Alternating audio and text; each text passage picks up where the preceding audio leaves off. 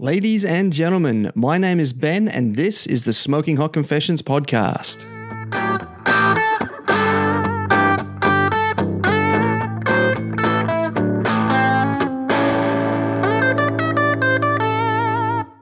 Hey family, it's Thursday, so it's time to get your pod on. This is episode 10 of season 2, Living the Dream. In this season, I'll be chatting with some of the most successful barbecue entrepreneurs out there about the different types of businesses you can get into and what it takes to be successful.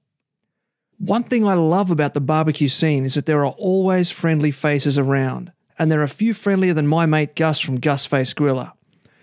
Gus hails from Perth, Western Australia, and is one of the lead players in the barbecue scene over there. He's made a name for himself as a blogger, Instagram breaker, barbecue teacher, and of course, competitor. In this episode, we're going to get into how and why he started his famous blog, Gusface Grillah, and how he grew from this humble beginning to running a full-fledged barbecue business. Gus is really positive, really inspiring, and by the end of this episode, you'll be on WordPress and starting a blog of your own. So go grab yourself something hot, sweet, and sticky, slap it in a bun, and let's get on with the show. This is the Smoking Hot Confessions podcast with barbecue pitmaster Ben Arnott. How long's it been since your last confession? Our modern society is in a revolution at the moment.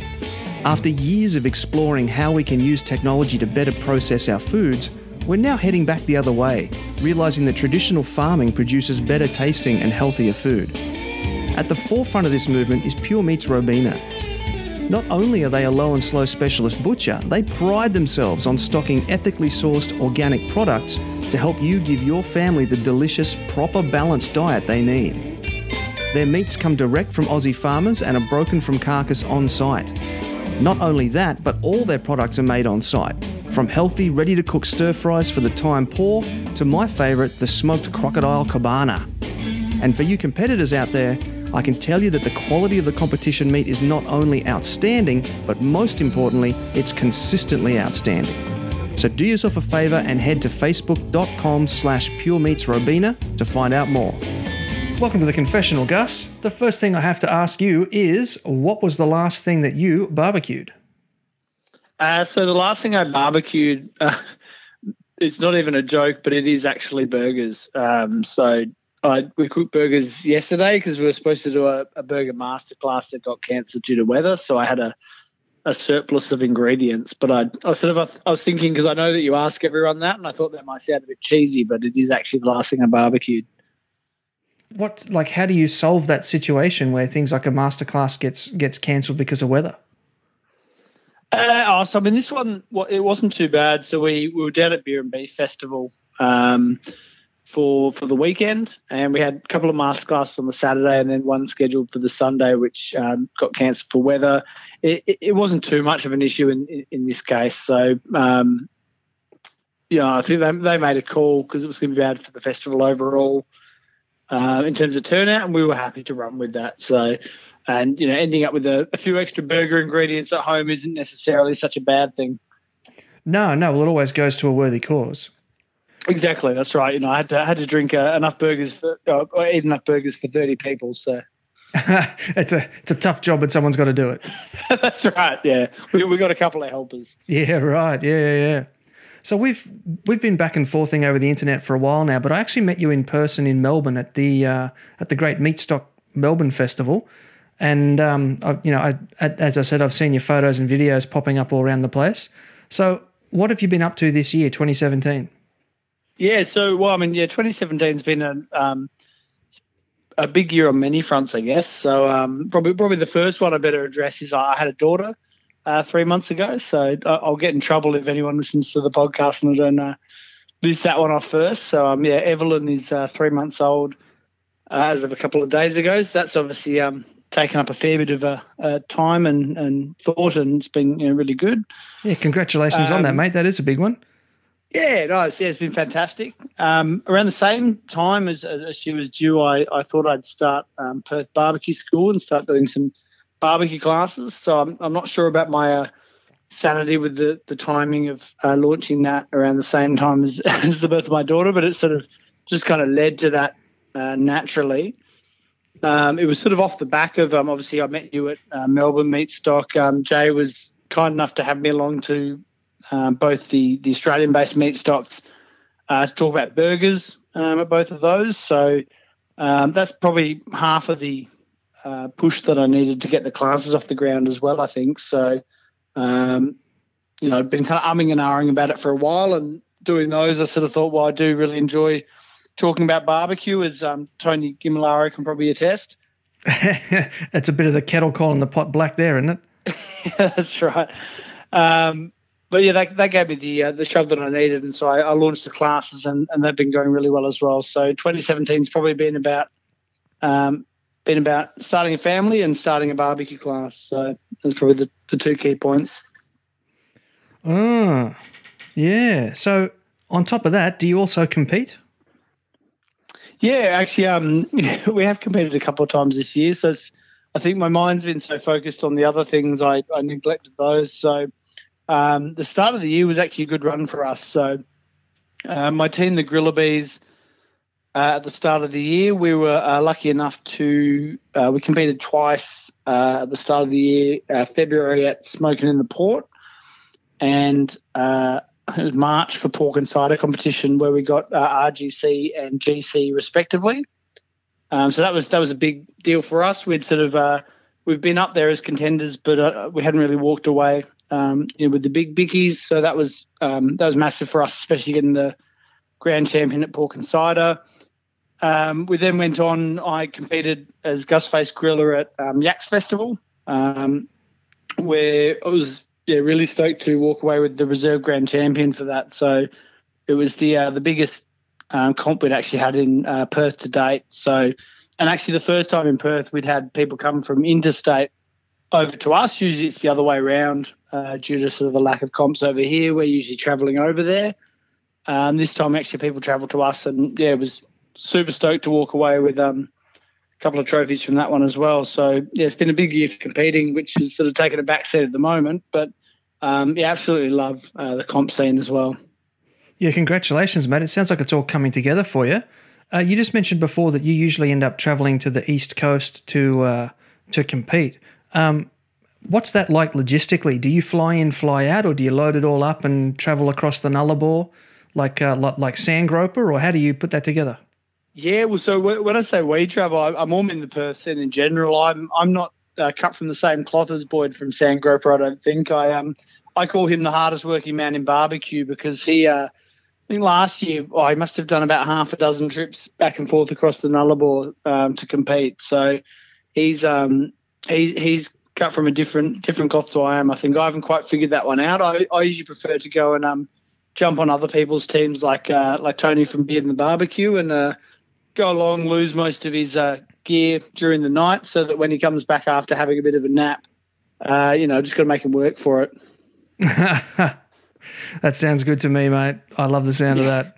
But yeah, I mean, it's the tyranny of distance. Competing over in the eastern states from Perth is a long way. So, some guys like Boyd do the Nullarbor trip. Other people sort of beg, borrow, and steal and fly in and use whatever gear they can on the ground. So I'd certainly love to compete under the own banner at some point, but it's just from a logistics point of view, a bit difficult at the moment. Well, mate, I reckon if you put the call out there, I reckon there'd be no shortage of volunteers who'd lend you their stuff to cook on. Oh, absolutely, and that's the great thing about the scene. Everyone's always happy. For a competition, everyone's always happy to help each other, which you probably don't see in a great deal of sports necessarily. You might lend someone something and they go on to beat you, and it's all sort of part and parcel of it. We're not really a scene where the money's that big that you're going to hold back on lending someone something. No, you'd never see a professional tennis player, share their racket with somebody else. But it's not uncommon to see barbecue teams swapping things back and forth, which is one of the things I love about the sport, to be honest. Oh, exactly. That's right. You're certainly not in it for the money, nor should you be. So taking things back a few steps, mate, where did the barbecue journey start for you? Yeah, well, I mean, it sort of depends. I think with most passions, you kind of have different jump-off points in many respects. So I guess, I've got different elements of where I got into barbecue. So growing up, old man was always into doing sort of special occasion roasts on the Weber. So Christmas, always featured a pork roast on the Weber and things like that. So when I first moved out of home, naturally I bought a Weber. I think Gumtree or Vergeside. Back then they were only about $10 or $20, so not like the crazy prices they're going for at the moment. And at that time it was just something I could cook roasts in, because that's what I thought their sole purpose was. So did that for a little bit, and then sort of one day started to see some pulled pork and different things like that floating around, and at that time I didn't realise the Weber was capable for that, so I went and bought a Hark Tri-Fire offset, mainly because I thought, as a lot of people do, an offset is the biggest, baddest looking style of smoker, so that's the one for me. So when I bought that, that's when I started Gusface Grillah as a blog, because at that point no one I knew was into it. So no one really was doing smoking. None of my friends were. No one else sort of around Perth was. So I thought, well, I'll document my progress and see where we go from there.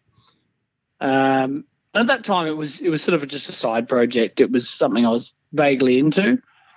And not long after that, people like Tony and I remember Drew from Barbecue Mafia as well, started chatting to them on Instagram. Australian Barbecue Alliance started around that time, and suddenly, at that point, there was about 1,000 people on there, and I was like, wow, 1,000 people into barbecue. Who would have thought? And from there, as it's blossomed to much more than that. Yeah, I think they're just a touch under 45,000 now in their Barbecue Alliance group there. Oh, that's right. At the time I was stoked to find 1,000 people into barbecue. So it's just it's gone bananas. It has, yeah, cuckoo bananas, as my son would say. Yeah, exactly. So, mate, what sort of time frame was that? The development into full blown obsession, was it a rapid descent or was it measured and deliberate? No, I definitely don't think it was measured and deliberate. I think sometimes with these things, it's not till you look back at how it all evolved and you sort of go, how did I get to here? At the time it was just a side project, like a hobby, like you'd pick up anything. And I think suddenly you just keep moving with it. And then suddenly you look back and go, how did I end up here? Definitely not measured and deliberate. It was more just an evolution by being sort of part of something. I mean, certainly over the last 18 months, as you'd know, it's really just gone absolutely mental in Australia. The comps really ramped up across the country. Vendors have been popping up everywhere. So it's just sort of been a crazy ride, I think, for anyone that's been involved with it. And you just sort of run with it and see what happens. Yeah, it's definitely very exciting to see it all taking off. One of the highlights for me was seeing the Aussie Barbecue Heroes TV show. Did you get that over in WA? Yeah, we do have TV in WA. Steady on that. That wasn't what I meant. I just didn't know if it was regional programming. No. We definitely saw that. So saw the Shank brothers take out the biggies on that one. So again, it was good to see something like that where you sort of see your scene that you're part of actually get on national television is a big deal, and people that through the scene to get up there is encouraging to see. Yeah, it's nice to you can sit down and turn on Netflix and catch up on Barbecue Pitmasters, and then you flick on your local TV, and then there's something very similar but with a nice Aussie spin on it. It was kind of nice to see where the Australian direction is heading, and it was that show was quite different to Barbecue Pitmasters, so it was nice to see that Aussie spin on it. Yeah, no, absolutely. Just getting back to your burgers there for a minute, and you were talking about Instagram there before. Your photos and burger creations are pretty legendary on Facebook and Instagram. Are burgers your favourite thing to cook? I mean, in terms of favourite, yeah, they probably are, because they're probably the most featured thing on there. I guess the advantage for burgers is, low and slow is a huge passion, but it it's by its nature, it's slow. So during the week, you can't really just pop out a brisket or pop out a bit of pulled pork. Whereas burgers can be delicious and very quick to cook as well. So I guess it's part of the passion, but it's also by nature it's a lot easier to pop one out during the week when you've got a full-time job. So it is definitely a passion, and it's part the fact that you can cook a number of different styles whenever you please. So I guess a little bit of column A, a little bit of column B. Yeah, so where do you get the inspiration for those burgers? I think I saw a photo there the other day, the stoner burger with was it Nutrigrain in there and all that sort of stuff? Where does that sort of inspiration come from? Or is that pretty self-explanatory? No, so that one in particular, there's a group on Facebook called the Fatties Burger Association, and I think they're predominantly Sydney-based. Basically, just a group of, they're sort of like the Australian Barbecue Alliance of burgers. They're just a bunch of people that love burgers, and every month they'll have an online competition there, which is mostly me and Boomer, I reckon, trying to outdo each other. And that one you're referring to, there's a food truck over in Sydney called Mr. G's, and they've got a burger called the Stoner's Revenge. And so they ran a competition saying make the ultimate stoner burger, and that's what sort of inspired that particular creation. But usually I'll come up with a theme and sort of either think about, okay, well, what would be the key ingredients within that particular theme or that particular style, and then just sort of go from there. So what were the rest of the ingredients that were in that stoner burger? So that one, so my thinking behind that was the homage to the stoner at home. So the guy that gets home and he goes, oh, geez, got the munchies, and what have I got in the fridge? I've got a frozen pizza. In the cupboard I've got a box of cereal. Oh, I've got some mince in the fridge. Let's make a burger. So it had a frozen slice of pizza at the bottom that I'd cooked in the oven. It had a burger patty.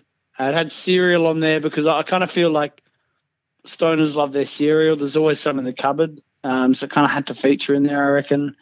And then it was topped with a ham and cheese roll on the top as well, because why use a regular bread roll when there's one with extra ham and extra cheese on there? Yeah, exactly. From a stoner's point of view. So, yeah, sometimes I just come up with things and just run with it and see what happens.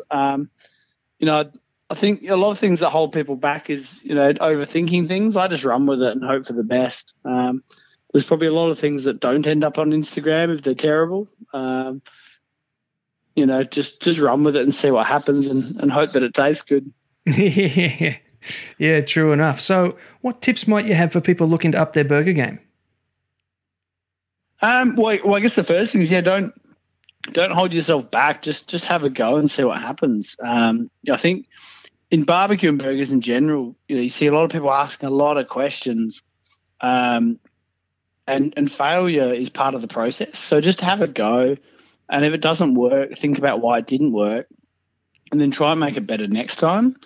Probably for most of the creations I come up with, if you look at the classic cheeseburger, for example, we've got a burger patty, you've got cheese, you've generally got pickles and onion and a bit of sauce. Think about what makes that work. So there's acidity from the pickles and the onion. There's sort of this fat from the cheese and the burger patty. Think about all those flavors and then go, okay, well, if I was going to try and make the stoner burger is probably a bad example, but with the nacho cheeseburger, I did, for example, replace the vinegar and the bite from the pickles with maybe with chilies and other things like that. So just think about your flavors and try and incorporate sort of a well-rounded taste. Interesting, yeah. So explore the different complementary combinations. Yeah, so you don't want to overdo it in one arena. So if you've got a lot of fat from cheese and meat, you need something to cut through it. So you got to think about how you're going to balance that all out in the end. Yeah, very cool. Now, you're mentioning mince before, and I remember reading that you have a signature mince available at a butcher in your hometown. Have I understood that right? That is true, yeah. We've got the Gusface mince available at Troy's Meats in Balcatta. It kind of started out as a little bit of a joke in a way, because I've got an article up on the Gusface Grillah blog about how to make the perfect burger. So I take people through sort of, the main goal is mincing your own meat, worrying about the fat content, so making sure you've got an appropriate level of fat to protein. And for that week, Troy said, well, look, not everyone's going to have their own mincer. How about I make some up from the blend that we talked about, and I'll have it available as the Gusface mince that week, so people can read the article and have a go themselves. And from there, everyone just went nuts for it. They just started buying it all the time, and still to this day, people ask me, they go, "What's the secret ingredient?" And I said, "Well, mate, it was off the back of the article I wrote, so it's all up there. The ingredients are all on there, ready for you to do yourself." And to be honest, sometimes I buy it a lot myself, because some days you can't be bothered firing up the mincer, so it is quite convenient too. But yeah, we laugh about it sometimes, because I told everyone how to do it, and then we did it, and they sort of still buy it from Troy as well, which it's good to see. But yeah, I sort of said to everyone, why don't you mince your own meat? And people are still buying the mince, but as long as they're not buying supermarket mince, I'm happy. So yeah, that's great. Yeah. So do you keep all your offcuts from your cooking to put through the mincer? Oh, 100%. Yeah. So especially after barbecue comps, it's usually burgers for the next week, because you've usually got brisket offcuts for days. Yeah. Yeah. Now, mate, we would Yeah, now as a blogger, you become a commentator on the Australian barbecue scene. So what do you think, we briefly mentioned this before, what do you think is the reason for the rise of low and slow in Australia? Look, I think barbecue's always been a big part of Australia in general. Even growing up, when I first moved out, you get the gasser, you're always out the back cooking snags and all that sort of, all the other bits and pieces that are featured on the recent barbecue documentary, burning snags on a gasser. There's been a big part of our culture, and I think as people have started to get more and more into food and thinking about where things come from, it's been a natural progression to then pay a bit more attention and do things like low and slow. So it's evolved from just wanting to be outside where you can drink beer and have a chat to your mates to being something where you actually put a bit more thought into the process as well. So, with all of this sort of slow food revolution, it's all about people paying a bit more attention to where ingredients came from, giving them a bit more love. And so naturally, I think that drives us towards wanting to, use charcoal and wood and all these sorts of other different things. And then also part of it, being sort of off the back of America, wanting to do sort of things like the barbecue pit masters and all that sort of stuff as well. Yeah, so by extension then, where do you think the low and slow scene is going in the future? What I'd like to see is, I think the American barbecue scene's really sort of pushed us forward. But I think in Australia, really being such a young country, is a melting pot of sort of different cuisines. So we've got, obviously we're on the doorstep of Asia. We're starting to get into American barbecue. What I'd like to see is just putting the Aussie spin on things and kind of melding a lot of different things together. So hopefully seeing, maybe brisket with an Asian influence, or, us just sort of taking things in their own direction instead of just, following in the footsteps of America all the time. It's been a good instigator to get people into low and slow, but I think let's expand from that and take things in our own direction.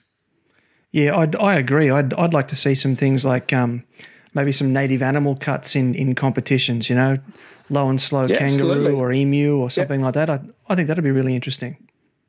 Yeah, I think so as well. And it's good to get that sort of inspiration to go and try these sorts of things. But, I think it's just one part of the puzzle, and cooking outside and cooking on charcoal is amazing, and tons of different cultures do it. So combine them all together and sort of play around with all of the elements, not just try and, be the best at pulled pork and things like that. This is Tuffy Stone, and you're listening to Smoking Hot Confessions.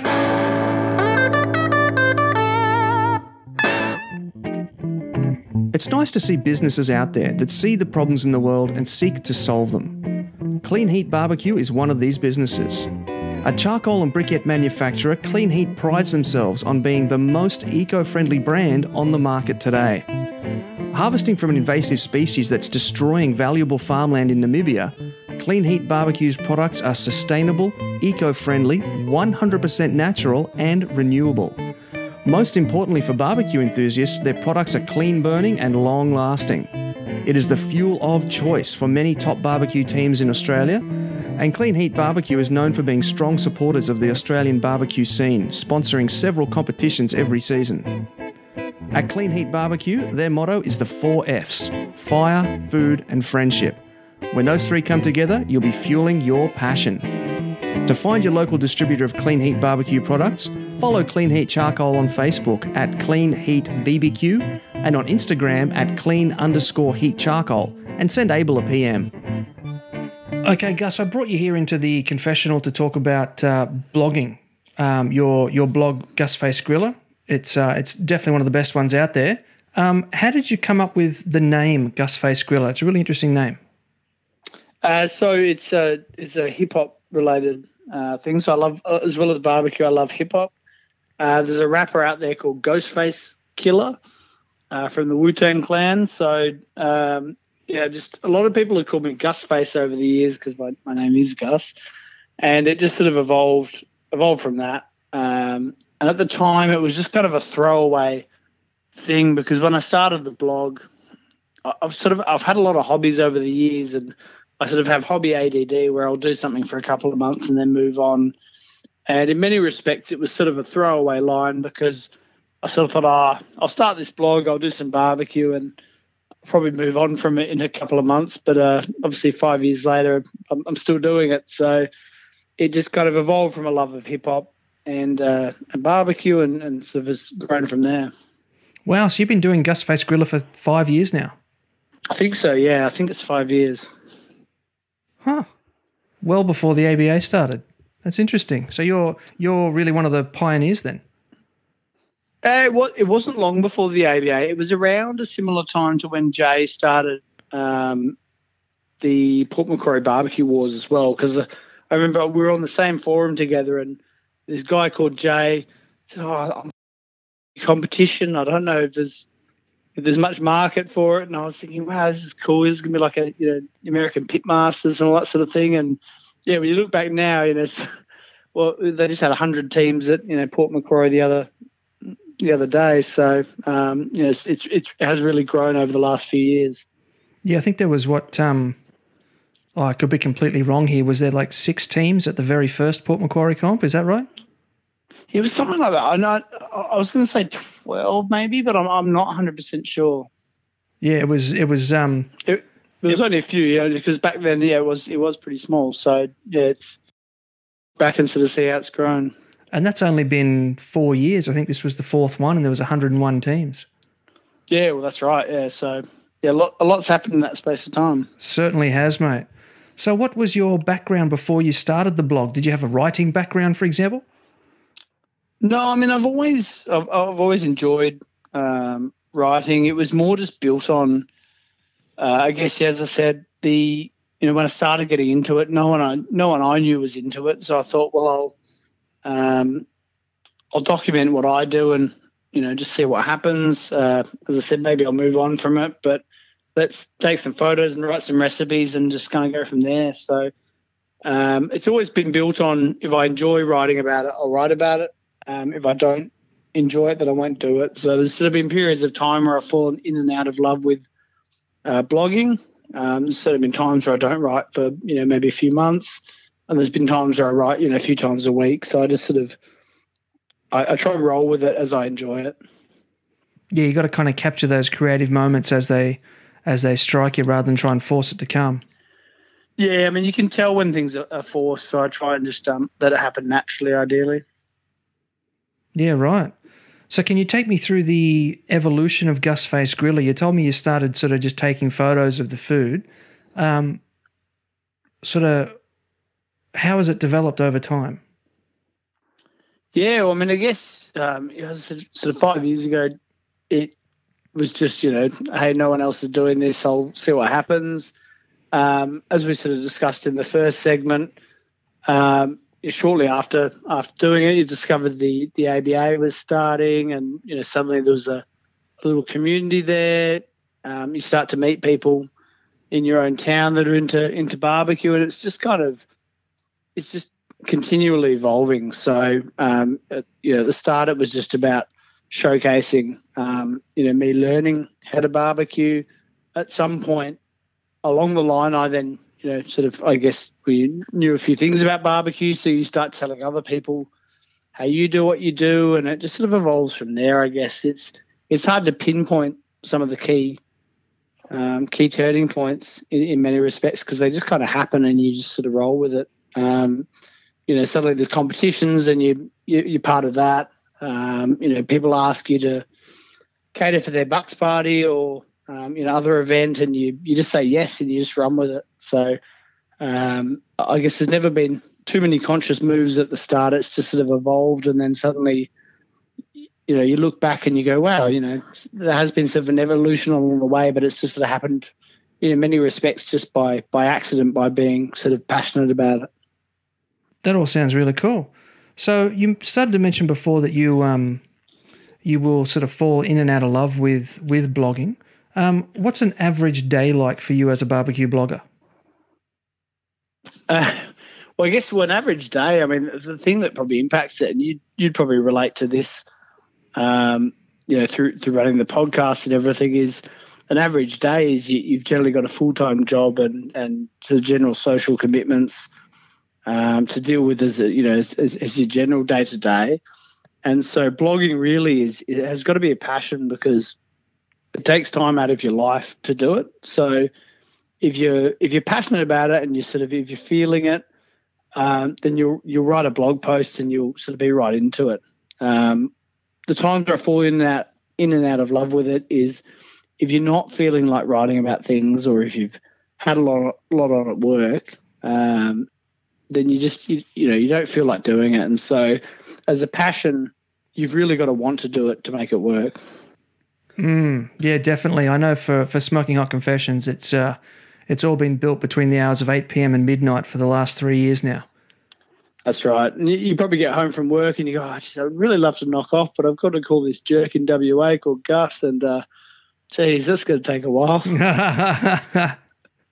No, that's the beauty of the podcast, moving from blogging into podcasting, is I get to just sort of sit around and have a chat now, rather than have to sit down and try and bang out an article, which I still do. I am still publishing articles as well, but this is definitely a lot.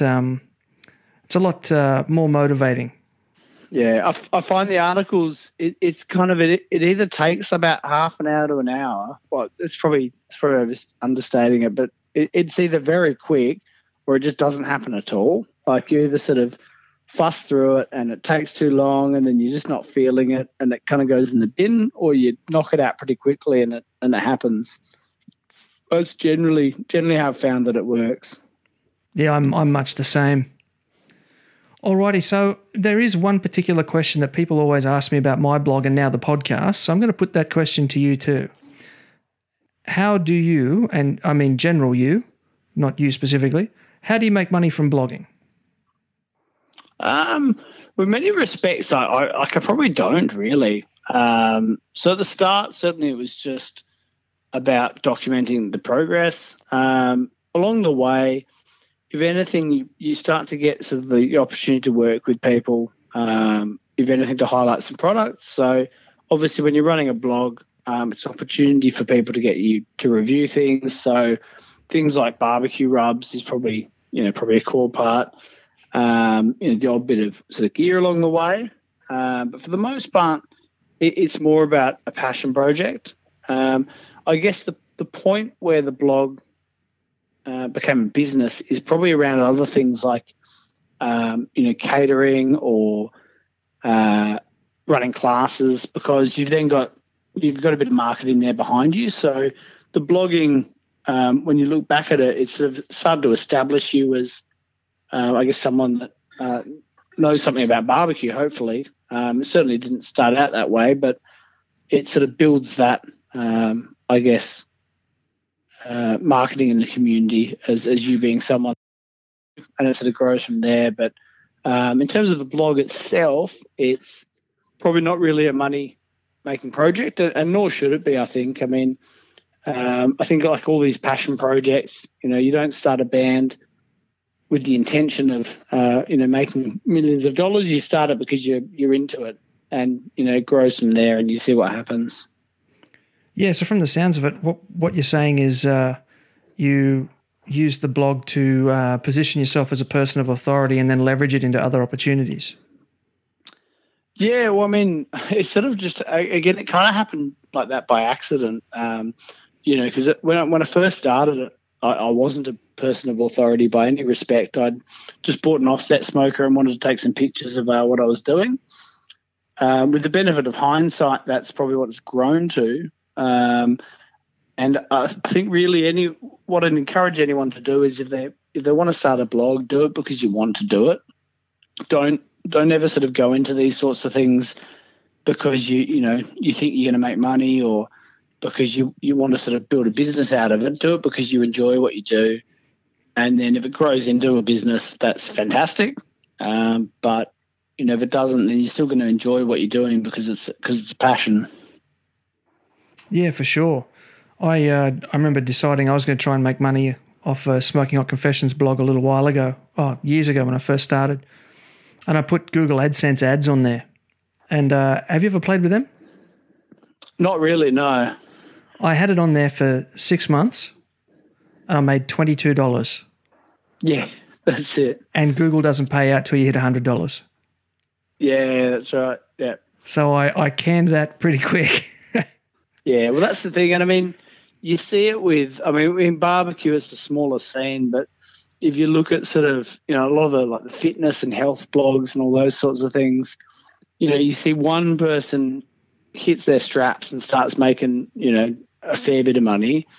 And then after that, you see 1,000, kind of knockoff blogs, little health and fitness blogs start up because they want to do it just because they've heard someone made $100,000 doing it. And that's the wrong way to go about it. You've got to do it because you want to do it, and assume that you'll make no money from it, and just see what happens, because you got to do it because you enjoy it, not because you're trying to make a quid from it. Yeah, I reckon it's also important to find your own voice too. So, as you were saying, a lot of people jump on board because they see someone else doing something cool, and it's really important to find your own voice to distinguish yourself from someone else. Yeah, well, that's right. I mean, the use your own voice part's crucial. So if you ever read any of my blog posts, you'll probably notice I'll never finish one without probably dropping at least one joke in there, because so my view on life in general is, life's too short to take it particularly seriously. So if I can make a joke along the way and try and, make people laugh, then that's great as well. So, I don't want to ever do, super serious posts on the blog. It's always got to have a bit of a laugh in it, and you got to find your own voice in that regard. So even with the classes, I'm a fairly sort of laissez-faire barbecuer. Don't overthink it. Don't use too many temp probes and things like that if I can. And that's just the way I do it. There's other people that, like to measure everything and do things very precisely, and that's not necessarily the wrong way to do it either. You've got to just follow your own voice and tell people the way you think is right. And if they think you're right, then that's great. Yeah, so in addition to finding your own voice, what skills do you think are essential for a blogger? Well, I guess spelling and grammar are probably not a bad thing to have. So figuring out that Weber's only got one B is pretty good. That's a quick way to get yourself burnt on Facebook is spelling Weber with two B's. Yeah, I tell you, mate, I've been running the Weber class since May this year, and I still get people asking for the Weber with two B's class. So one day I'll run it. Yeah. Yeah. So I guess growing up, I had a reasonable grasp of spelling and grammar. Probably the main skills, ability to write is handy. So you've got to there's a number of different ways you can get your message across. So choose the one that works for you, because everyone loves learning through different ways. So if you're great on camera and doing video, then do that. If you enjoy writing, then pursue that path. There's a number of different ways to get your message to people, and I think choose the one that appeals to you, and just run with that. If you're not a writer and you hate writing, don't start a blog, because you're going to probably just end up hating it and not wanting to write posts, or when you do write them, the hating the process part will probably come across in some respects. It will bleed through, yeah, for sure. So overall, what sort of people would you say are suited to blogging? Well, I guess, it depends what you consider to be blogging. So as part of the overall Gusface Grillah blog, I guess, you've got the Instagram side of things, which is just very photo driven and not very word heavy. You've got the actual blog itself, which is sort of, obviously a bit more word heavy and, much more in depth. You've got things like Facebook, which are kind of a mix of the two. So people that are going to be successful in blogging, again, choose that sort of area. So you can have a lot of success just on Instagram if you're great with photos. If you aren't good with words, then pursue sort of the full-blown blog side of things as well. But the people that are going to be successful really are just the ones that are passionate about it. So if you love what you do, you'll find a way to tell people about it. That's a lovely way of putting it. I really like that. So if people have been listening to what you've just been saying and they're like, yes, that's me, I've got to get into this right now, what should they do today if they want to start their own blog? Just start it, I reckon. Usually most of what holds you back is yourself. Just start it and just see if you and just do it if you keep enjoying it. When I write a post and I'm enjoying it, when I finish it, I'm like, oh, yeah, that was good. I dropped a couple of jokes in there. I think people will enjoy this, and so you put it up there. There's other days where, in the past, I've thought, I really wanted to put this recipe up there, and I just couldn't get the words out. It just wasn't really appealing to me, and I've, sort of gone, okay, well, that one goes on the scrap heap. I'm not going to share it with people. So I think just do it, and if you enjoy it, keep doing it. Just don't let anyone tell you no. Just have a crack and see what happens. Don't let anyone tell you no. I love it. I was going to say it's the same with barbecue competition. A lot of people, I think, hold off competing because they think, there's so many great teams out there, it must be this, crazy world that I'm just not part of. But really it's just a bunch of people like you. It's a bunch of, people that are into cooking barbecue and having a good time and sharing knowledge. So usually the only thing holding you back is sort of your own perception that it's going to be a scary world out there. But actually it's pretty relaxed, and anyone can get up in the competition space. Yeah, they absolutely can. For sure, yeah. So thinking about your entire Gusface Grillah history, what's been your biggest challenge and how did you overcome it? I guess in terms of the challenges, I guess the advantage of starting something that I didn't ever consider to be a business is there wasn't really a challenge per se, because it wasn't ever intended to be something that made money or something that was a business. So I guess in some respects that's probably its biggest advantage is if you don't enter into something expecting it to be a business, then there aren't really any challenges, because that's not what its intention was. I guess at the moment probably the biggest challenge is time. So, obviously with a newborn daughter, full-time job, trying to build up some of these things now like barbecue schools, the biggest challenge is time. So anytime you're focusing on your hobby or your passion, you're either detracting from, other parts of your life. So it's, there's only a finite amount of hours in the week. So you've got to choose how you allocate them. Yeah, definitely. I struggle with that a lot myself, between trying to find, time to take care of myself, go to the gym, time to, be a dad, be a husband, go to work, do all that sort of stuff. Yeah, well, that's right.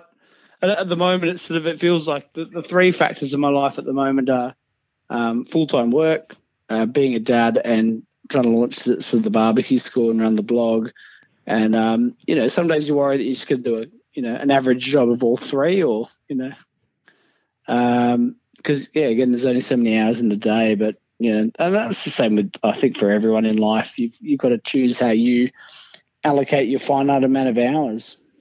Very poignant. So converse to that last question, what's been your biggest success and what do you attribute that to? Biggest success?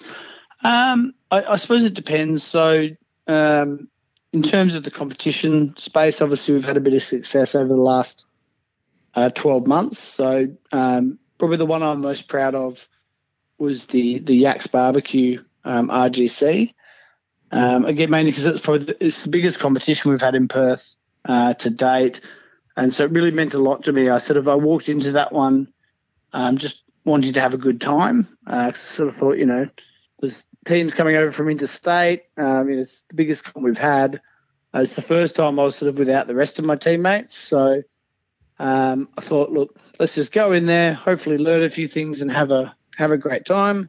And we walked away with a couple of trophies. So that really sort of took me by surprise and meant a lot to me because of it. In terms of, I guess, maybe the blog side of things, the biggest thing was launching the classes this year. So that was one that I'd held off for quite some time. A few people had asked me about doing them in the past, and I guess when you're into something like barbecue, I don't feel like I'm done learning, yet myself. There's always things you can improve on and keep learning. So I'd held off doing the classes because I thought I needed to learn more before I did them. But eventually I thought, well, look, let's just get them started and we'll see what happens. And the feedback's been fantastic so far. So, the success is seeing sort of people then sending you pictures of the food they cooked after coming to your class and seeing them enjoy barbecue as much as you do. So, that really makes you feel good, I think, as well. Yeah. Okay. So given the kind of high that you get from that, and we talked about the various highs and lows and falling in and out of love with it, how would you rate being a barbecue blogger? How would I rate it? What, a scale of 1 to 10, or are we doing taste, texture, and appearance? Or mate, if you're tasting your blog, I think you might be doing it wrong. Yeah, I think I used heat beads once, so Ongi might find a bit of taint on the blog. Look, I mean, how would I rate it? I mean, it's something you're writing about a passion, so I rate it fairly highly, I guess. I only do it when I enjoy it. So, if it's happening, it means then I probably rate it, solid 10s. You're listening to the Smoking Hot Confessions podcast with barbecue pitmaster Ben Arnott.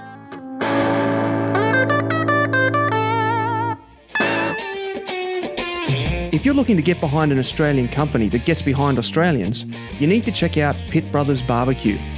They're a Brisbane-based business that are known for supporting our returned servicemen and women. They have 3 pre-blended rubs and 15 individual ingredients, making it super easy for you to create your own unique taste sensation. My personal favourite is the rosemary, lemon and sea salt rub. It's sensational on chicken wings with a sweet barbecue sauce.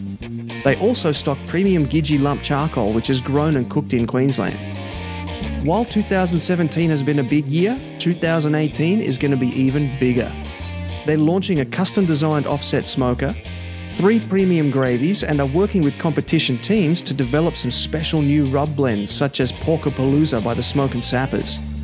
You can keep up with all the Pit Brothers news on Facebook and Instagram by following @PitBroBBQ.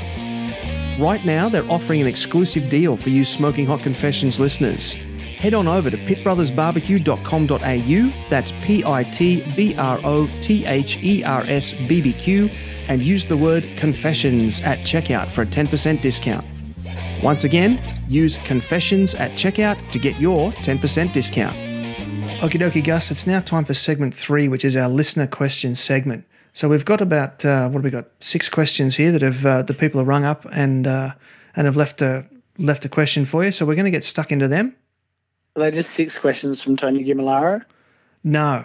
I've unless he's used a fake name and put a clothes peg on his nose, he's not amongst it. All right. So I think you're safe. G'day, Ben. Rowan, Tasmania, Rowan Slow Barbecue. Question for Gus. Just wondering what on his blog, what he normally gets the most traction, like what topics the readers like the most. Obviously, we run a blog down here and find that, like different topics just get a bit more traction, and some people are interested in stories, more so barbecue stories, and not so interested in sort of, competition updates and stuff like that. So, yeah, just interested to get his feedback and see what the people of WA think. Cheers. Thanks, Ben. Yeah, so I think recently I found the guides, the barbecue guides have given me the most traction. So when I first started, I kind of in my own head thought people were more into some of the crazy burgers and different recipes that I did. And at some point I wanted to put up a guide on the snake method was the main one because people kept asking about it. And I put it up there and it was quickly the most viewed article I'd ever had in a very short amount of time. And I thought, okay, well, I guess that's working. So I did a few more from there.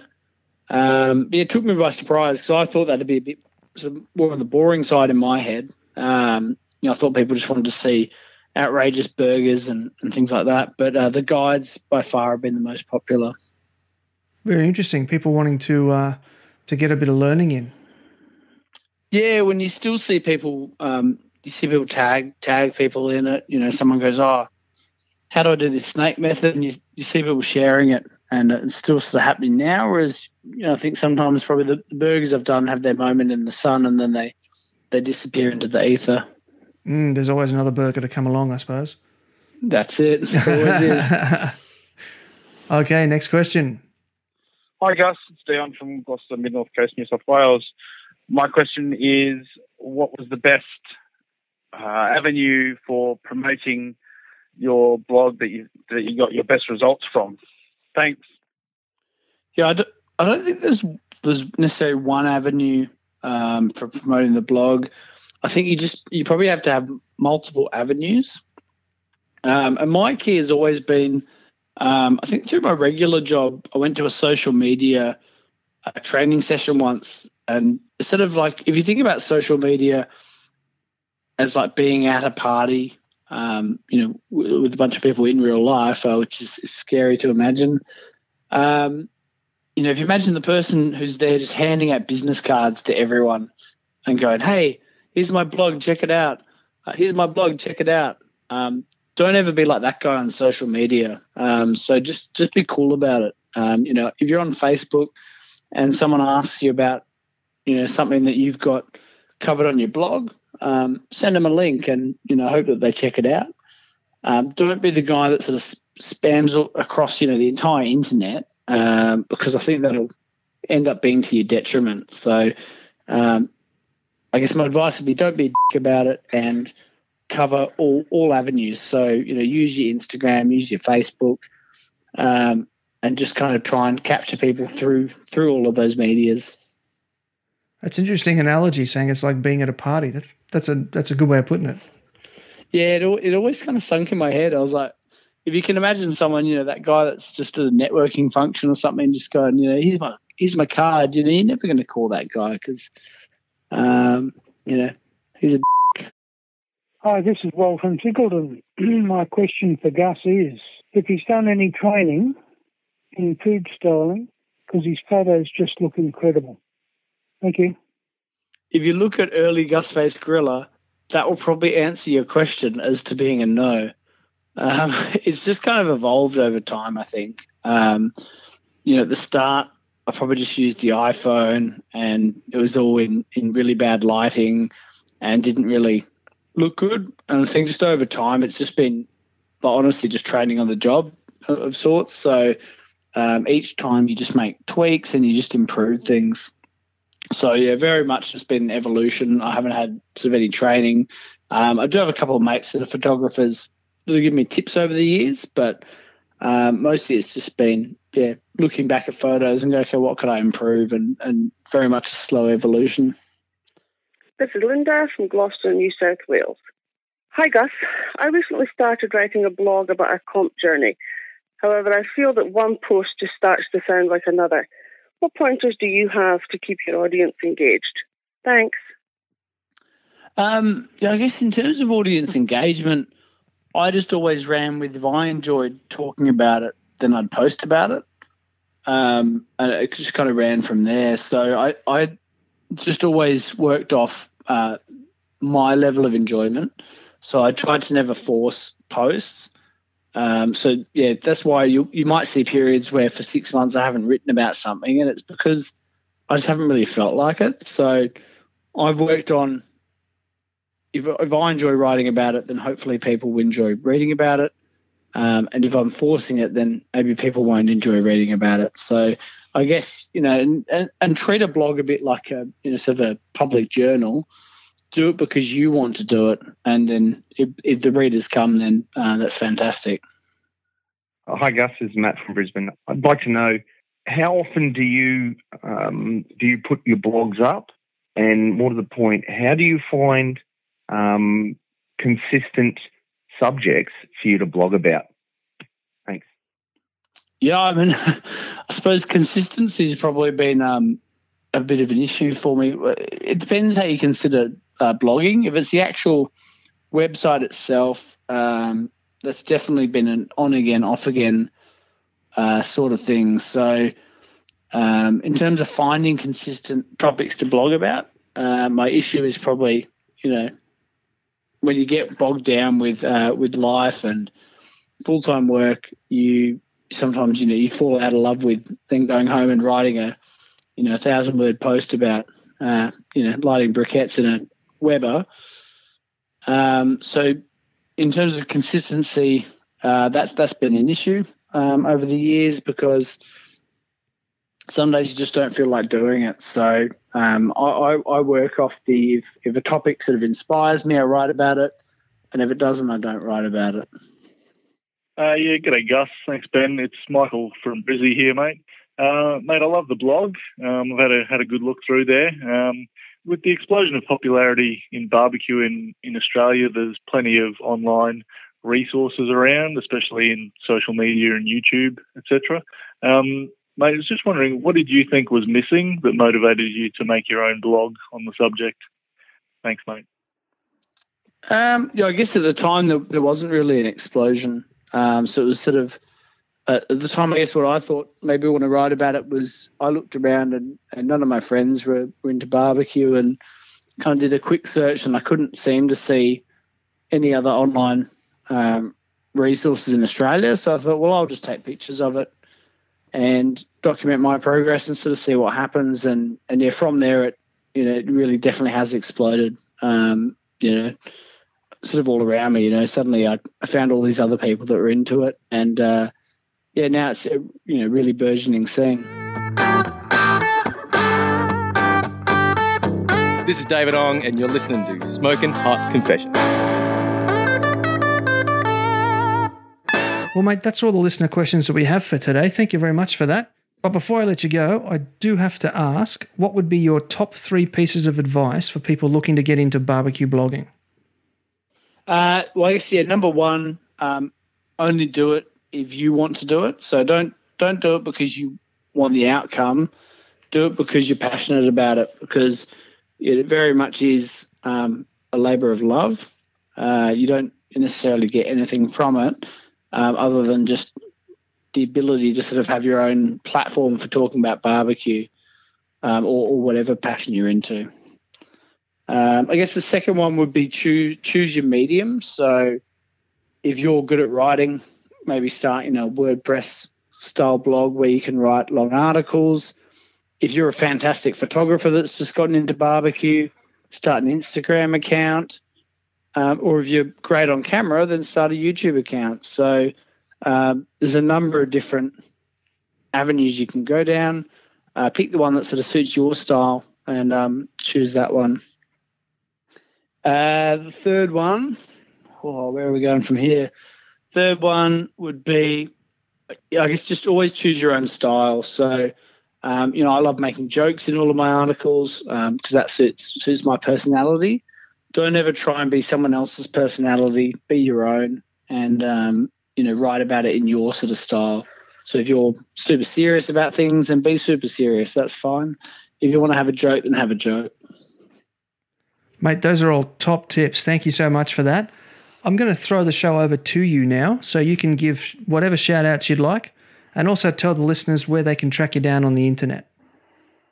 Yeah, sure. So I guess in terms of shout-outs, who do I want to shout out to? So I guess I've mentioned Tony a couple of times throughout the interview. So Tony Gimillara and I have always had a bit of banter over the years. He was probably one of the first ones I stumbled across when I was trying to get into barbecue online, and I didn't realise there were other people out there that did it. So he runs obviously the Beard and the Barbecue blog. Boomer over in Melbourne. I think a couple of people follow him on Instagram. I don't know. It's a fairly small account, I think. No, he's great at what he does. Always have a bit of a chat with him. Jay and Adam, obviously, and Jess running the ABA. That's really pushed things forward in Australia. Sort of big time. As I said, when I first stumbled across it, it had maybe 1,000 people in it, and now it's got 40 or 50,000. So it's really growing the scene in that regard. In WA, we've got the infamous David Ong, who's certainly been pushing the scene over here. And people like yourself, obviously running podcasts. I mean, years ago, the idea of a podcast in Australia about barbecue, was probably unheard of. Whereas now, there's plenty of people that want to listen to it. So. The scene's growing all the time, and there's a ton of people that make it great. People want to track me down. I've got, obviously, the Gusface Grillah Instagram account and Facebook. There's the blog on gusfacegrillah.com, which probably needs a bit more updating as usual when I fall in and out of love with it. And probably the biggest thing at the moment for me is Perth barbecue schools. So I'm really trying to sort of push that to try and encourage more people to come through and realise that cooking on charcoal and wood is actually quite easy. So try and get into it for yourselves. So Facebook and Instagram both have Perth Barbecue School on it, and check out one of the classes if you're in Western Australia. Mate, that sounds great. So I'm just going to close out the show by saying it's been fantastic having you on the show, having you here in the confessional, and it's been really interesting to hear from a fellow barbecue blogger. This particular episode is kind of a bit of a personal one for me. I wanted to, get you in, have a bit of a chat, and so because to actually be able to sit down and talk to another blogger it's a treat for me. It's a treat. So I reckon we're going to see an explosion of barbecue blogs in the scene now. So I hope we haven't just made our own jobs a whole lot more difficult. But I think there's always more room on the broom. Oh, look, we might have just made our barbecue blogs the next mummy blog. Instead of Constant Hall, we might have little Gusface Grillahs running around. Yeah, maybe. So, mate, thanks for your time, and I really look forward to meeting up with you again in person soon. Absolutely, mate. I'll probably see you at one of the meat stocks next year. Mate, I'm going to be there with bells on. I had such a good time this year. It was awesome. Yeah, it's good. I want to try and hit the trifecta next year. That's my own personal goal. I don't know if I'm going to manage it, but that's the goal. Yeah, that'd be cool. I don't think I'll get to all three, but I'm definitely going to be at least one. Yeah, don't know if I will, but yeah, that's the goal. All right, man. I'll catch you later on. Excellent. Cheers. Thanks for the call, mate. Well, family, that's a wrap, and what a journey. From a Weber kettle and a WordPress account, Gus has really carved himself a niche and is now running a business from it. Do make sure you follow him on all the socials at Gusface Grillah. That's GRILLAH. I guarantee there won't be anyone else on there with a handle like this. Coming up next Thursday, Melbourne boy turned Gold Coast superstar butcher Brad from Pure Meats Robina drops into the confessional in person to reveal his path to barbecue success. How successful?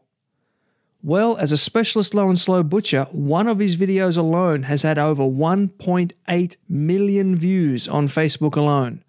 As well as revealing his own story, he also drops tons of hints about cut selection and his own preferred ways of cooking them. This one is a must listen. Big thanks and much gratitude go out to this week's sponsors, Pure Meats Robina, Clean Heat Charcoal and Pitt Brothers BBQ.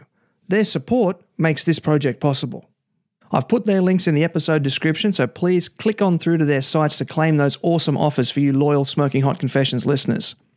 If you have a message that you'd like included in this podcast to get out to a barbecue-mad audience, send me an email directly at ben@smokinghotconfessions.com and let's have a conversation. Shoutouts also have to go to those who called in and left questions for Gus. Rowan, Dion, Wol, Linda, Matt and Mike. It was awesome to find out what was on your mind, and I know Gus had a great time answering them. If you'd like more, I have published a free ebook that is just for you. Head on over to smokinghotconfessions.com/ebooks to get your copy now. I've put a link in the description. Also, head on over to Facebook and join the Smoking Hot Confessions community, and let's continue the conversation. It's a group dedicated to teaching, learning, and sharing all about barbecue, and all the BS is left at the door. Everybody has a place in the Smoking Hot Confessions community. Finally, however you listen to this episode, please make sure you subscribe and leave a review. This way, the episodes will be delivered to more people's devices by St. Bernards with those cute little whiskey barrels around their necks. Until next time, take care of each other and keep on queuing. Thanks for listening to the Smoking Hot Confessions podcast. Head on over to smokinghotconfessions.com for recipes, tips, and Ben's own confessions.